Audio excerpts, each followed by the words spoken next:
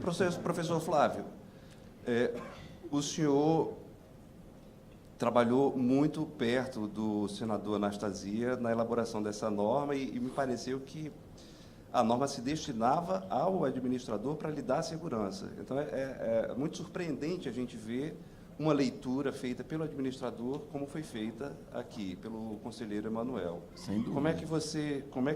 Qual é a tua visão? Primeiro, de perplexidade, já que a palavra foi usada. Perplexidade é imaginar, por exemplo, que a gente interpreta uma lei a partir de critérios absurdos. É óbvio, se ler a lei para dizer, então, que o administrador ou os órgãos de controle têm que prever e imaginar tudo que possa acontecer, é claro que essa lei não para em pé. Nenhuma lei vai parar em pé se eu imaginar na teoria do causa do absurdo. Até porque o abuso é inerente ao direito. Então, uma regra, em tese, sempre pode ser abusada. Se eu for para o critério do abuso, nenhuma norma fica em pé. É óbvio, ululante, me desculpe, que a lei, quando diz que o órgão de controle, os administradores devem levar em conta não apenas valores abstratos, mas têm que considerar também as consequências, é à luz do que está no processo, daquilo que foi argumentado. Sim, com a devida vênia, discordo. O julgador, muito embora a jurisprudência coloque de modo adversa, ele é obrigado, sim, a discorrer os órgãos de controle sobre todos os fundamentos apresentados, sim, salvo se, ao decidir um, prejudica os demais. Por exemplo, tem prescrição. Eu reconheço a prescrição, não preciso falar dos outros. Agora, se a parte, se o mercado, se o interessado, se aquele que vai ser afetado por uma decisão estatal, aduz argumentos com autonomia, que ele, independentemente do outro, pode fulminar aquela interpretação ou aquele ato, ele tem que ser considerado. Isso é o dever de motivação, isso é o preço de um Estado democrático de direito. O que me causa espanto é um órgão de controle ter tanta aversão ao controle. É como se um veterinário tivesse antipatia de bicho. Ora, a questão é a seguinte, quando se diz que meu pai foi prefeito, vou dar um exemplo, meu pai foi prefeito, me ligou um dia, Flávio, o Tribunal de Contas do Estado de Minas acabou de sair uma decisão dizendo assim, suspendendo a coleta de lixo, porque teria uma irregularidade na licitação. Falei, pai, isso aí, né? A vida segue. Flávio, o que eu faço? Falei, pai, lê a decisão. Flávio, vou ler para você. 2 parágrafos. Suspende. Quem coleta o lixo no dia seguinte? Consequência disso, ou seja, será que o órgão de controle não tem que dizer que está autorizado pelo prazo de 6 meses uma contratação emergencial, impondo ao administrador o novo procedimento licitatório? Aí, sabe, eu falei, pai, você tem que fazer um contrato de emergência.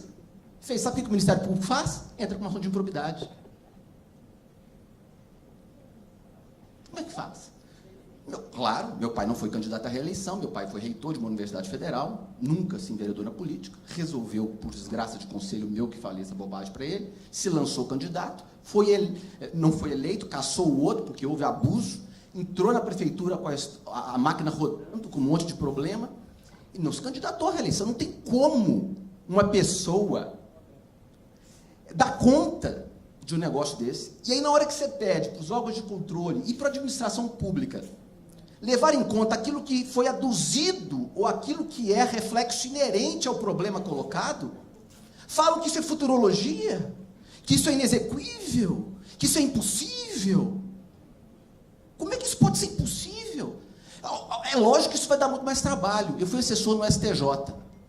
Quando eu cheguei lá, tinha na minha salinha, tinham 1000 processos. 1000 processos. E chegavam 300 por semana. Eu tinha uma equipe de 4 analistas trabalhando comigo. Eu mandei tirar as portas dos armários, para a gente ver os processos. Porque parecia que a porta, quando fechava, não tinha processo. Dos armários. Tirei. Em 1 ano eu zerei. E vai ver as motivações da decisão do ministro à época. Modéstia à parte. Nenhum caso é igual ao outro. Nenhum. Nenhum caso é igual ao outro. Agora, trabalhei até meia-noite, né? Durante um bom tempo. Então, a verdade é isso também. Nós não temos, infelizmente, nós não temos nos estados da federação, ministro André, um corpo técnico do Tribunal de Contas da União. Não temos. O senhor sabe disso. O senhor sabe como é que é a escolha de conselheiro do Tribunal de Contas. Então, nós temos vi tantos tribunais tribunais de contas espalhados, tem um Ministério Público, cada um com uma cabeça. E aí, quando você vira e fala assim, olha, artigo 22, quando se for examinar a validade, alguma coisa de atos de gestão pública, tem que levar em conta os obstáculos e dificuldades reais do gestor à época e aquilo que estava imposto a ele fazer. Aí interpreta a norma para dizer o seguinte, está lá no parecer do Tribunal de Contas. Isso vai fazer com que o prefeito, ao invés de fazer o concurso público, alegue que é indispensável ter pessoal e contrate sem concurso público um monte de gente. Aí, se a gente for interpretar a norma para achar que a única interpretação dela é do abuso, nenhuma norma para em pé. É evidente que para ele fazer uma medida dessa, ele vai ter que justificar.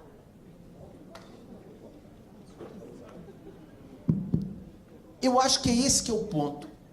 A gente quer autoridade dos órgãos de controle, mas a gente quer responsabilidade. Autoridade sem responsabilidade não... É isso.